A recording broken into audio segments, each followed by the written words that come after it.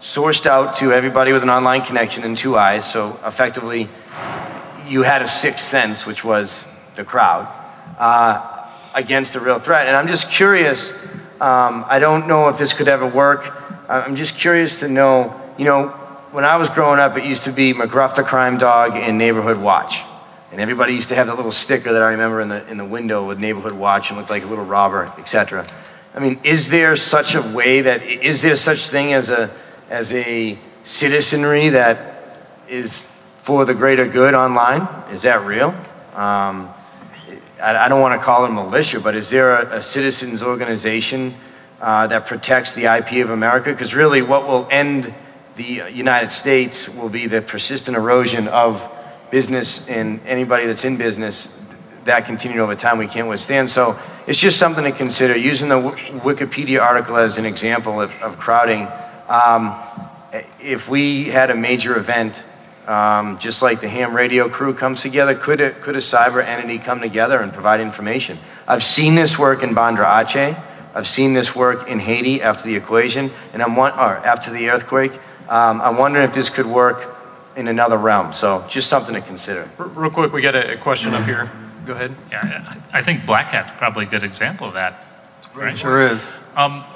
One thing that strikes me as kind of a similarity between what we're seeing in the government and what we saw back during the dot-com boom was, as soon as the internet sort of appeared on the scene and the business world was trying to decide what to make of it, a lot of big companies were asking the question, what's the role for the multi-billion-dollar media conglomerate in internet content?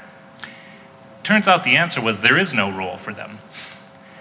Little guys with, 10 people and a website can put out content just like, the New York Times could. And we're seeing them sort of erode away over time.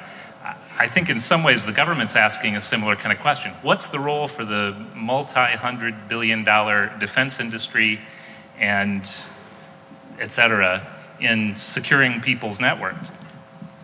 Is anybody asking the question, aside from perhaps John, whether there even is such a role? Their first role is to secure their networks. They are so ate up, and they need to secure themselves before they start playing a bigger role in the national defense of this country in cyberspace. Outside of that. Well, the other thing I'd like to just add to this as well is, back in World War II, we had plane spotters, Civil Air Patrol. People really understood that this nation was under attack, and there were fears that, we had incendiary bombs coming across the Pacific Ocean that landed in the Pacific Northwest. Where I live on St. Simon's Island, Georgia, we had tonnage being sunk right off the coast. And they finally had to convince people, my God, turn your lights off, because it just lights up all the targets for the German subs. And so this modern civilian air patrol, or cyber civil patrol, whatever you want to call it, I'd like to leave you with one URL, because I'm working with a group that's doing something I think is extremely valuable. I was in the executive briefing last year at Blackhat, and they were talking about botnets, and I mentioned I'd written a paper for the Academy of Criminal Justice Sciences 10 years ago called Robots, Wanderers, Spiders, and Avatars. And it was about law enforcement using these tools.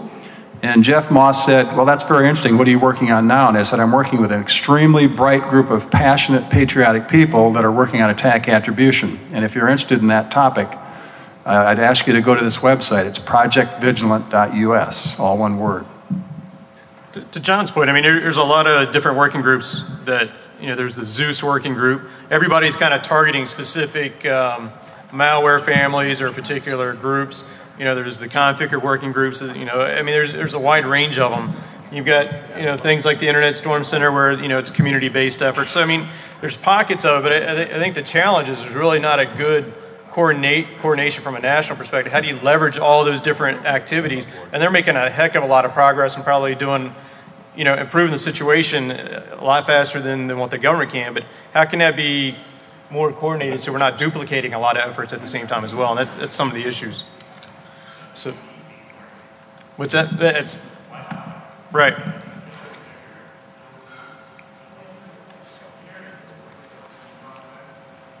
So he said basically, why does it need to be coordinated? Why bother? So, but again, it goes back to how complex this problem is. We had a panel earlier today talking about cyber war, and everybody had the perspective of, here's what we think it is or isn't. And, so again, as you mentioned, it's a key point. The government's still trying to figure it out themselves and answer that question and what the role is in cyber. Do we have time for one more, or are we good? We're done. Okay. Beer time. If somebody else has another question, we can take that. Otherwise, we can wrap up. We do have one thing we need to do, and that's to wish Andy happy anniversary. That's true. Oh, We my failed goodness. because DEF CON is, of course, the anniversary. So, where's your wife? Laura's you. got to stand up. Here she is. Happy anniversary. Happy anniversary. They all got married at DEF CON a couple of years ago.